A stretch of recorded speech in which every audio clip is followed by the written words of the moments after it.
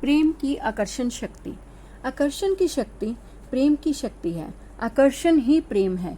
जब आप अपने प्रिय पकवान के प्रति आकर्षण महसूस करते हैं तो वास्तव में आप उस पकवान से प्रेम करते हैं। आकर्षण नहीं होता तो आपको कुछ भी महसूस नहीं होता।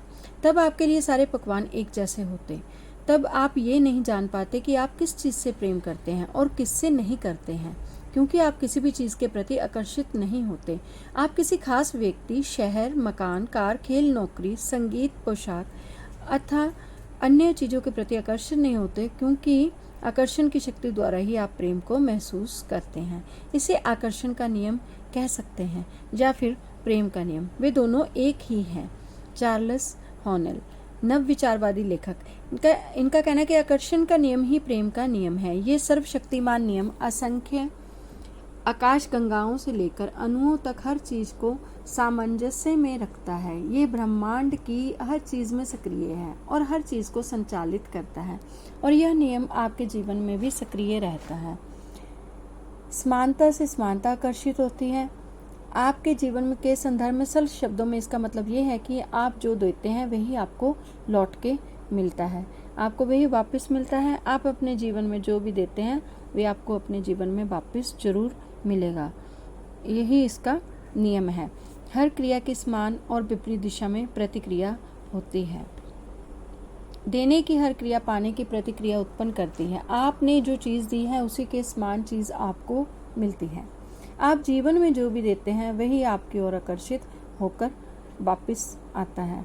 ये सृष्टि का भौतिक शास्त्र है, ये सृष्टि का गणित है। अगर आप सकारात्मकता देते हैं तो बदले में आपको सकारात्मक चीज़ें ही मिलेंगी। अगर आप नकारात्मक देते हैं तो बदले में आपको नकारात्मक चीज़ें ही मिलेंगी। सकारात्मक देंगे तो अच्छी चीज़ों से भरा जीवन मिलेगा, नकारात्मकता दोगे तो बुरी चीज़ें आपके जीवन में आ जाएंगी। सवाल ये उठता है कि आप सकारात्मकता या नकारात्मकता। इसका जवाब है कि ये सब चीज़ें विचारों और भावनाओं के द्वारा होती हैं। हर पल या तो सकारात्मक विचार दे रहे हैं या फिर नकारात्मक विचार दे रहे हैं। वैसे ही हम भावनाएं भेजते हैं।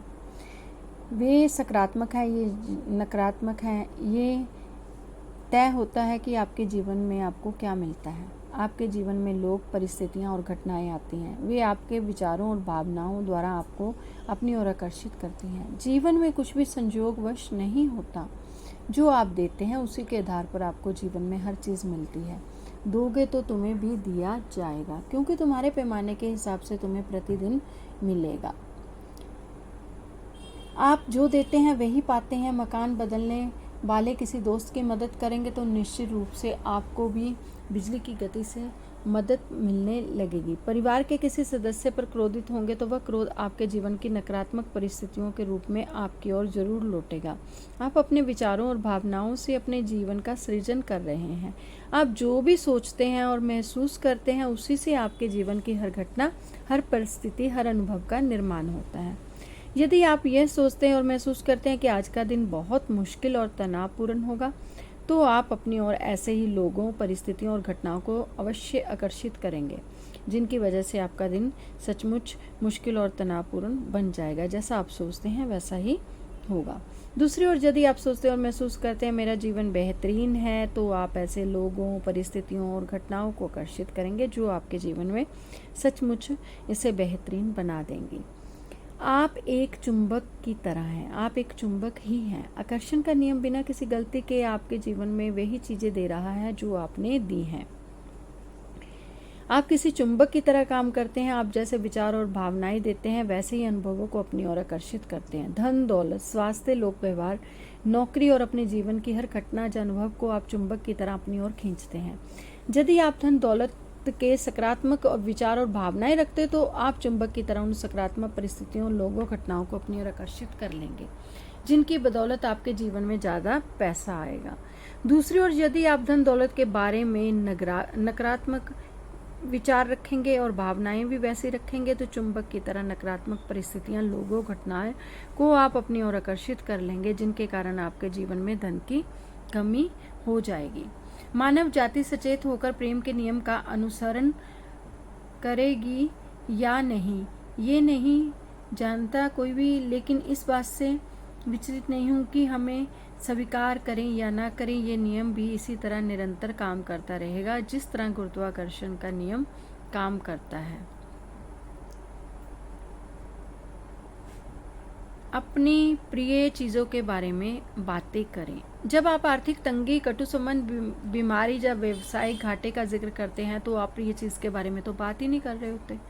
जब आप समाचार में दिखाई देगी बुरी घटनाओं की लंबी चर्चा करते हैं तो किसी प्रिय चीज़ के बारे में बिल्कुल ही बात नहीं करते। परेशान करने या चिढ़ाने वाले व्यक्ति या स्थिति का वर्णन करते समय अपनी प्रिय चीज़ के बारे में बिल्कुल भी बात नहीं करते।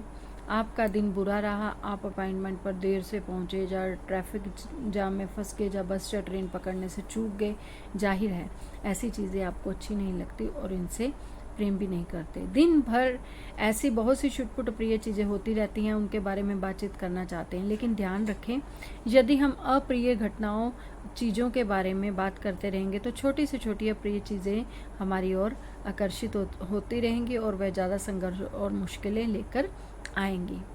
बेहतर यही है कि दिन भर में अच्छी घटनाओं और अच्छी चीज़ों के बारे में बात करें। अपॉइंटमेंट के बारे में सोच सकते हैं, या कुछ और भी सही रहा हो तो उसके बारे में भी बातचीत की जा सकती है। बार बार बताएं कि आपको समय पर पहुंचना कितना पसंद है, स्वास्थ्य बहुत अच्छा है। मुनाफे के बारे में भी बातें कर सकते हैं। व्यवसाय में आज बहुत कुछ अच्छा जा रहा है या अच्छा कमाया। दिन भर की अच्छी घटनाओं के बारे में, अपने व्यवहार के बारे में बातचीत कर सकते हैं, जिससे आपकी और अच्छी चीज़ें आकर्षित होंगी। अगर आपने प्रिय चीज़ों के बारे में बातें करेंगे तो वो प्रिय चीज़ें आपके जीवन में आएंगी। यदि आप केवल नेगेटिविटी, नकारात्मक बातें ही करते रहेंगे तो अप्रिय चीज़ों के बारे में बोलते रहेंगे तो वही आपकी तरफ खींची चली आएंगी। वास्तव में आप खुद को तोते की तरह पिंजरे में कैद कर लेंगे।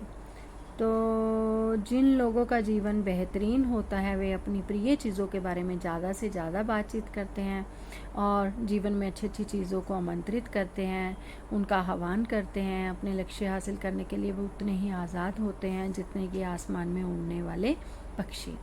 यदि आप अपने जीवन को बेहतरीन बनाना चाहते हैं तो उस पिंजरे को तोड़ दें, छोड़ दें जिसमें आप कैद हैं। हमेशा प्रेम दे, केवल प्रिय चीज़ों के बारे में बातचीत करें। प्रेम आपको मुक्त कर देगा, तब तुम सत्य जान जाओगे और सत्य तुम्हें मुक्त कर देगा।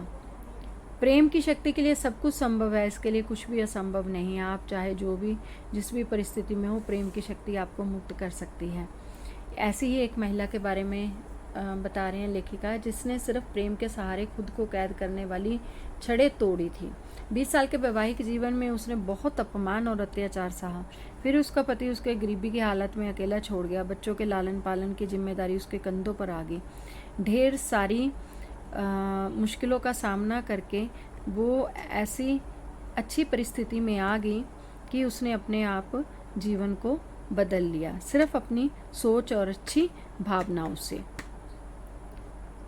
तो अच्छी सोच ही हमें सकारात्मक बनाए रखती है, नकारात्मक चीज़ों से हम दूर रह सकते हैं।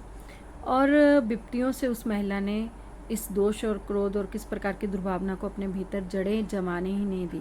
अच्छे अच्छे विचार अपने मन में लाए और उसने कभी अपने पूर्व पति के बारे में नकारात्मक शब्द ही नहीं बोले। इसकी बजाय एक नया आदर्श और आकर्षक पति का सपना देखा और कुछ ही समय बाद उसे वैसा ही पुरुष मिल गया और वो उसके साथ रहने लग पड़ी। उसने यात्रा के लिए, तब तक उसके पास पैसे भी नहीं थे, लेकिन फिर भी उसने यूरोप की यात्रा का स्वप्न भी देखा, जो भी उसका पूरा हो गया।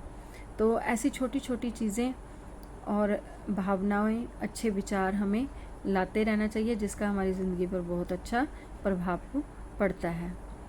और जिन चीज़ों से महिला को प्रेम नहीं था, उन चीज़ों के बारे में वो कदापि नहीं सोचती थी, ना ही वैसे विचार, अप्रिय विचार अपने मन में आने देती थी। और इस तरह वो अपने दुखों की कैद से बाहर निकली और सुखद जीवन को उसने जिया। और आप भी अपना जीवन बदल सकते हैं। आप में भी अपनी प्रिय चीज़ों के बारे में सोचने और बोलने की अपार क्षमता है, इसलिए आप में जीवन की हर अच्छी चीज़ को आकर्षित करने की क्षमता है। और आपके पास जो शक्ति है वो प्रिय चीज़ों को सोचकर सकारात्मक विचार रखकर, शब्द देने तक ही सीमित नहीं है, इससे भी ज़्यादा है, आपकी शक्ति इससे भी बहुत ज़्यादा बड़ी है। और आकर्षण का नियम है आपके विचारों और भावनाओं पर प्रतिक्रिया कर रहा है। प्रेम की शक्ति का दोहन करने के लिए आपको इसे प्रबलता से महसूस करना होगा। प्रेम नियम की परिपूर्णता है।